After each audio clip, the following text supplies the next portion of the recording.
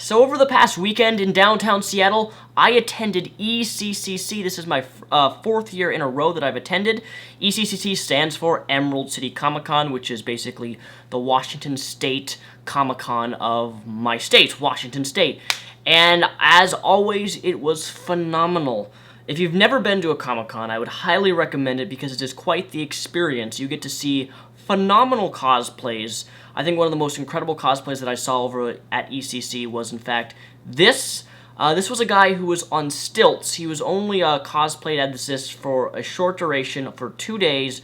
But this is 11 foot. If aliens were real, if the Halo universe was real, this is the normal size would be. It was, I looked up to him like this. It was phenomenal. In any case, I cosplayed as my one and only Pikachu, Deadpool, Pikapool, whatever you want to call it, during ECC for all 3 days, and after every single Comic-Con, after interacting with hundreds of fans and random people, I am mentally exhausted, so the last thing I want to do is interact with humans for the next week. So with that said, I'll introduce you my pickup video, because every Comic-Con I have a massive struggle of making myself a budget. This year I did exactly that, and I said I'm going to only spend $200 max over the course of the weekend.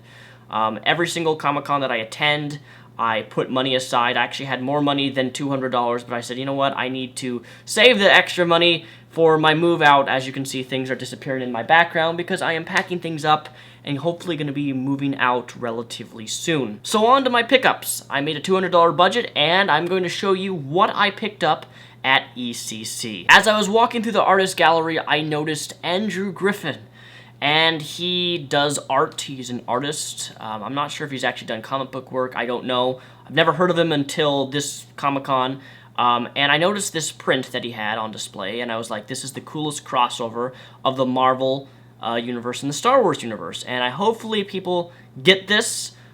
This is one of my prints that I purchased, and I'm going to be eventually framing this. For those of you who don't know what this is Deadpool as Darth Maul, and that is Harley Quinn as a Twi'lek. And yeah, I saw this and I was like, this is the coolest crossover. I mean, technically Marvel can now actually do that since Disney is now owned by Marvel. Marvel can actually cross characters from, their comic books, the Marvel universe, and since Disney is Marvel, they can actually do this, which would be awesome. I saw this print and just, there was too much awesomeness and swag, and I freaked over at this print. I'm like, dude, I gotta buy this, and I got this for literally only $10. That's the thing about Comic-Con, is you will find amazing artwork, amazing prints, and amazing things you can frame for dirt cheap. This was $10, and I got a signature, too. So definitely worth that purchase. Next up, you can see the hand. Whose hand is that? Sadly, I was not able to get the other 2 of these because they sold out in day 1, and I didn't even know that these even existed, because in Comic-Cons, you miss a lot of things because there's so much to see. But I picked up, this is phenomenal and beautiful. Let's see if I can zoom, focus. This is, as you can see here, this is a Frieza statue. You don't know who Frieza is.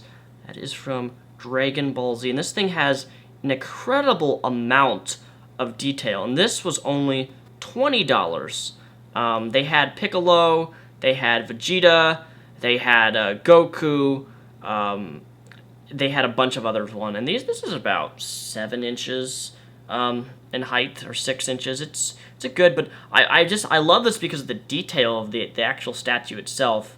And yeah, this is my Frieza statue, which I will now be putting on display. It's pretty detailed for something that was only $20. I guess it was a company that came all the way from, I guess it's a company that's actually in Japan, but they travel the U.S. at local Comic-Cons to sell their products, which if you think about it, is a pretty smart move because they can make stuff like this and sell it and probably get a lot more money than they would in Japan. I would think, anyway, for rabid Dragon Ball Z fans like myself. And what ultimately made my entire weekend was this. For those of you who don't know who that is Anthony Daniels. And Anthony Daniels was in Star Wars Episode 1 through 6, and also is going to be in Episode 7. He is the man behind the voice and the man in the suit known as C-3PO. And the amazing thing about this is I was actually laughing during this shot because he's really, really funny, and he was making me laugh, and when I grabbed the C-3PO close, I put it really close to me. He's like, that's really too close for comfort. It's going to make you look a little weird and a bit over fanish of C-3PO if you hold him that close. He was just, ultimately, he was down to earth, and I didn't know that he was actually British, so his accent kind of surprised me. But it has been my dream to meet Star Wars characters, specifically someone who kind of built my childhood in the original Star Wars trilogy. So that was the highlight of my week, was meeting Anthony Daniels. And his photo op was only $50, which is relatively good compared to a lot of other people who are charging like $100 just for a photo. My second highlight was meeting Amanda Tapping, as you can see here. If you don't know who Amanda Tapping is, Amanda Tapping appeared in Stargate SG-1, and she's played in Sanctuary, among many other different shows. But it's my goal to meet all 4 of the cast members of Stargate SG-1, because I grew up watching that show with my dad and my family.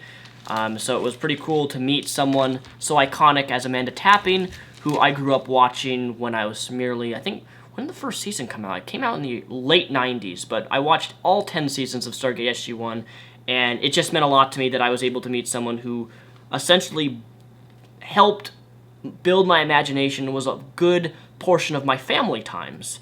Was watching Stargate SG-1. As I was walking through the toy section of one local seller, I noticed these 2 things which caught my eye, in which I immediately threw him $40, $20 each, and I picked up one of these for my girlfriend, and it is this. These are kind of like the Funko, but these are actually both. This is Deadpool and Harley Quinn. These are cloth. Like these are little cloth plushies of Harley Quinn and Deadpool. And they're extremely detailed and cute, and I saw this and I was like, first of all, I love Deadpool, one of my favorite Marvel comic book characters of all time. My girlfriend loves Harley Quinn, and I bought that for her, and I bought this one for me. It's, soft sculptures. Oh, this is by Funko, so you know those Funko figures that you constantly see? This is their other type of version of Funko figures, is the cloth made, and quite frankly, it was worth the purchase. Don't worry, I am not done yet. Next up is actually, I didn't pay any money for these because thankfully I can't stand artists, like actual artists who, you know, do artists in comic books who charge for signatures. Like if you have their comic book that you purchased and you hand it to them, they're like, yeah, that will be $15 to $20 per signature. Thankfully, this artist was not like that at all, and I got my Star Wars 1 variant edition. This is a UK variant edition of Star Wars 1. This is Boba Fett with Death Star in the background. It's a phenomenal variant, and I did get it signed right there by the actual cover artist. This is a UK variant. You can only find this in the UK. This was not sold in the US. This is worth quite a lot of money, and as soon as he signed it, it went up in value. I also got Darth Vader #2 signed. I also got Darth Vader #1 signed. And for those of you who don't know, these are the newest Marvel Comics, Darth Vader, Princess Leia, and Star Wars comics by Marvel Comics, because Marvel now has the rights to Star Wars again, and it no longer belongs to Image Comics. So these were all signed and went up in value immediately by the cover artists, so I was pretty psyched about that, and he was super nice, and he didn't charge me any money. So kudos for you artists who sign your comic books without charging your fans lots of money. Along with more signatures include one of my favorite cover artists who did all the cover art you're about to see on the new Deadpool comic series by Marvel. I got Mark Brooks' signature on this, the Uncanny Deadpool, making fun of the Uncanny X-Men. I'll just show you all these really quickly to reduce the time of this. He signed all of these. Again, he didn't charge me any money. This is probably my favorite. This is my favorite cover art by him. Deadpool cover art from Alien. And that's one of the reasons I love Deadpool, is not only the artists, but the people who make cover art, and they put so many references, like this is the reference from, you know, Alien.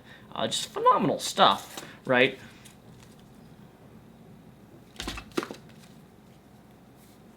The Avengers, you know, Avengers.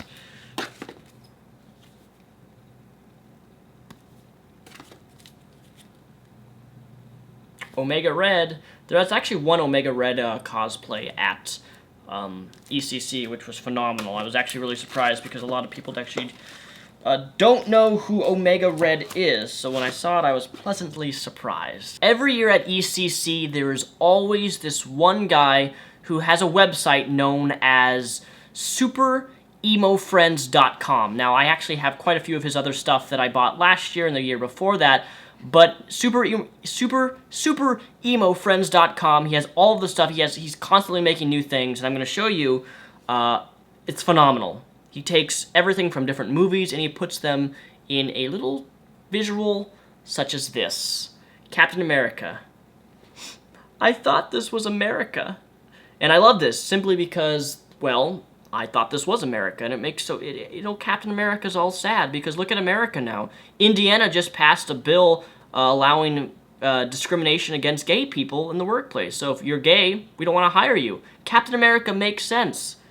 I thought this was America. Well, Indiana, no longer. Here's cute little Chewbacca. Where's my medal? I have almost all of the Star Wars ones. And this comes in a frame. You get 3 of these for $50, which is a really good price, especially since it comes framed. And then I saw this was a new one he made. This is so morbid that I had to buy it. And I'm not going to say anything other than just show it to you. Yeah, I will be framing this on my wall.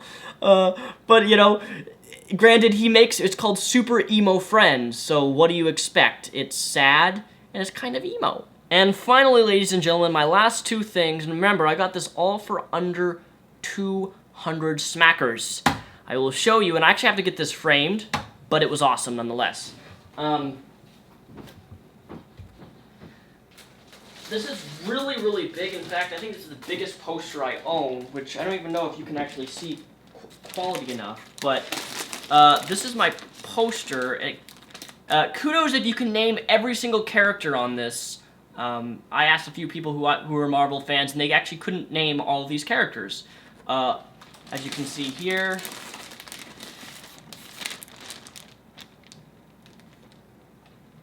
these are a bunch of Marvel characters, and it's all in one gigantic poster, which is pretty awesome. And then on the other side, I bought another one.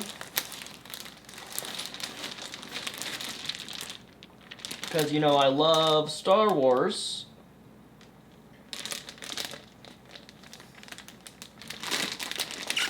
Sorry for the glare. Yeah, these are the 2 posters I picked up, and these were only $30 for 2. So yeah, that's what I picked up at ECC, Emerald City Comicon, for under 200 smacks. My name is Mr. Repsion, also known as Daniel Sulzbach. Thank you for watching this video. I hope you guys enjoyed this video. I've never done a pickup video before, but hopefully you enjoyed seeing some of the things that I picked up with a budget in mind. I will see you guys tomorrow as I'm going to attempt to do Vita, which is vlog every day in the month of April. We'll see if I can actually get through it, but expect a video probably from me every single day.